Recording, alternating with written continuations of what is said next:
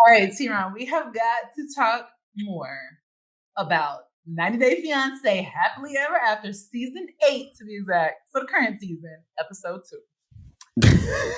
Can we please get into this? I have so many thoughts, and I need to hear how you feeling about this season so far. Your face. Here's my issue. Yes. Mm-hmm. You know 90 is gonna drag it. Yes. They're gonna drag it out. They know we only here for the foolishness of Angela and Michael. Yes. We are 2 episodes in, and we not seen one cigarette yet. No. We ain't seen one wrinkle yet. No. And the people on Reddit are speculating that they've axed Angela from this season, which I'm like, there's no way they're doing that. No way.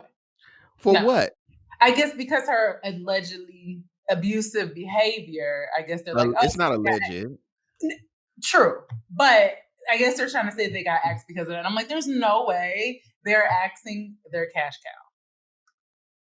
Literally cow. Literally cow. That's no, but they're still in the trailers and the promos and stuff. So that's what I said. So when I saw it on Reddit, I was like, I don't know, y'all. Usually Reddit be on point, but I was like, I don't know about this, y'all. So I don't know. People in the comments, let us know what you think. Let me tell you something. Yes. If we get more episodes in and they went back and took them out, I'm good. I'm hanging it up. There's no way. I don't even like Angela, but I want to see. I want to see Michael on American soil. I told you. Yes. So here, like I said, we're 2 episodes in, and they dragging it out. Y'all wasting our time. They wasting our time, but that's my thought. That's my real fair. Thought. Well, as for now, really, everybody else is just kind of extra. Yeah, I mean, this last episode didn't give, except for one couple, Emily and Kobe. I know, deep, heavy side. Deep, heavy side. This is the first time we've gone to Cameroon. It is. I thought that too. I was like, oh, we have not gone to Cameroon on this show, so that was nice to see. Here's what I didn't get. Here's what I didn't get. Yeah. And it's little subtleties, little subtle, xenophobia for me. Oh, lots. With the 90 Day universe, and that is, did you notice that with Big Ed and what's her name? Oh gosh, it doesn't matter. Doesn't matter. But they moved to Ed's hometown or whatever, right? Liz. Big Ed and Liz. They moved to Ed's hometown, and when they pop up their names, they change their location. Yes. From I'm so and so from San Diego. Correct. Right? Yes, but Kobe's location is still Cameroon on the lower side. Even though he's been in the US all this time. It's just a little subtle, xenophobia for me. But I don't know. Listen,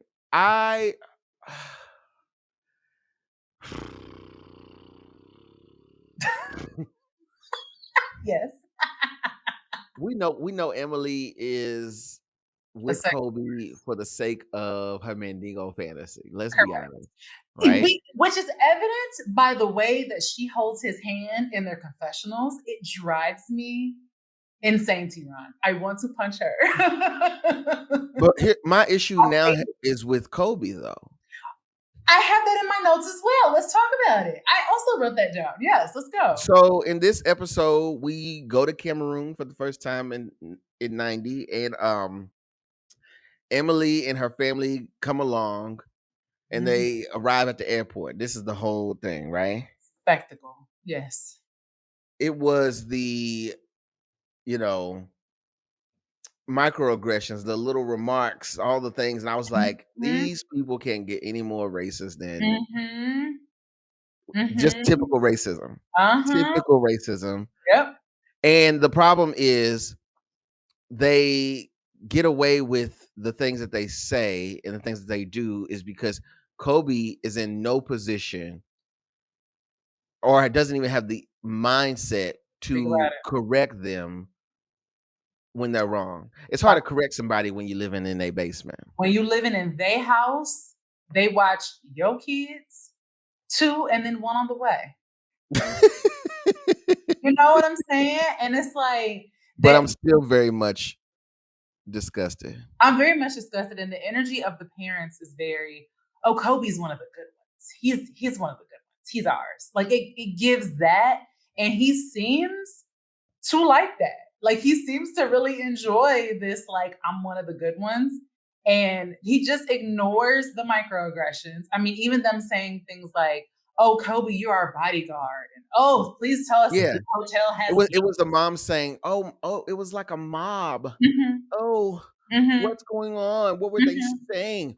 And then the dad says, are they gonna follow us They're from the airport? Yes, please.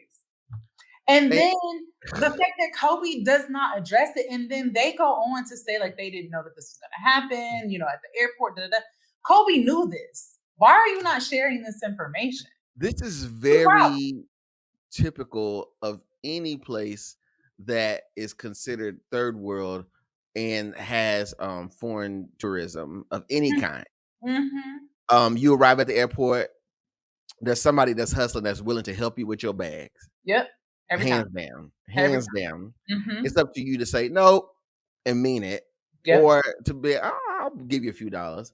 That's your choice, right? Correct. But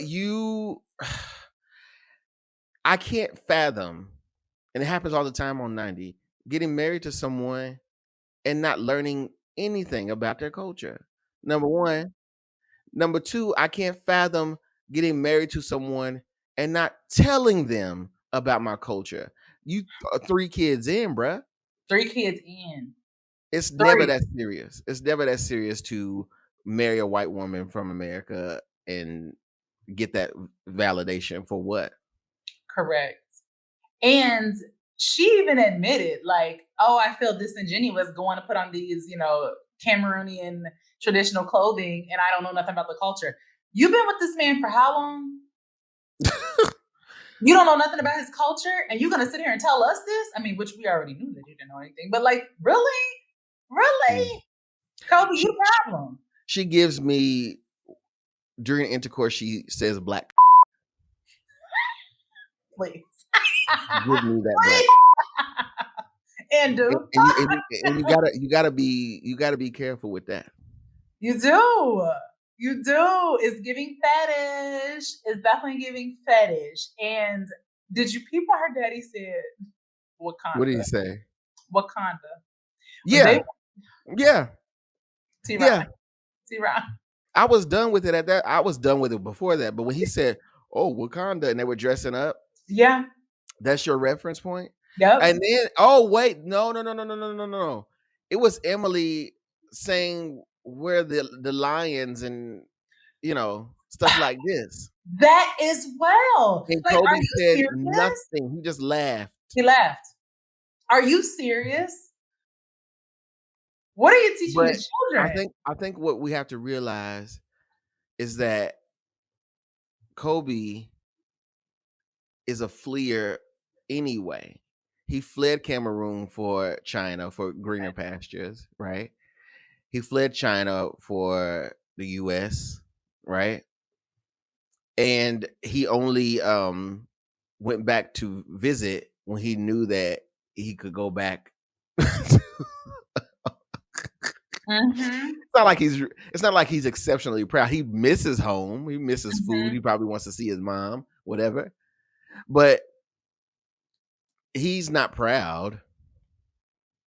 Because if you were, you would not allow someone to make such comments and remarks about where you are from. Your wife, the mother of your children, should not be expecting to see lions and hyenas at Pride Rock.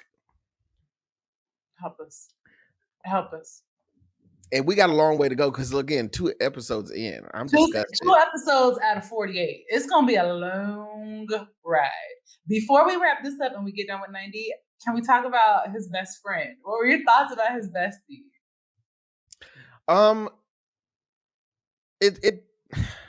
He's cool. He's cool, but here's what. Mm-hmm. When I watch stuff as if I am looking at it from a production angle. I love when we accidentally catch glimpses of like the crew and stuff like this. Yeah. But one thing I do is I fill in the gaps where I think a casual viewer wouldn't.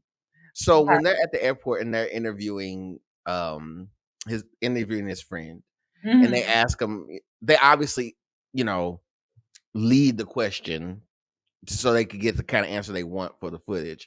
And they Yeah. ask him about Kobe, and he's saying, you know, I never expected, Kobe called me and said that he met a, White white thing. woman Yeah. and that she's pregnant. And they stopped again. It's the subtle xenophobia for me. They stopped at him saying, "This was not the plan. I can bet money, and I ain't got a lot, but I can bet it that that follow up question from the producer behind camera Mm-hmm. was, what was the plan?"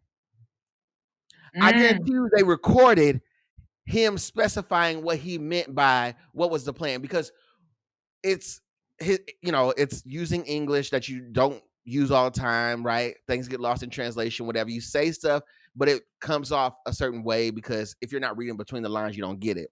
Him Mm-hmm. saying that wasn't the plan is equivalent of you and your boys growing up and saying, I never thought we would, do these things or do this thing. It wasn't him saying the plan, we had a master plan in mind to, that wasn't supposed to go, the scheme wasn't supposed to go this way or whatever, right? But them stopping at that point, just stopping flat out, even though I know they recorded that follow-up question, is bull. And See, that's that's what I got from interesting.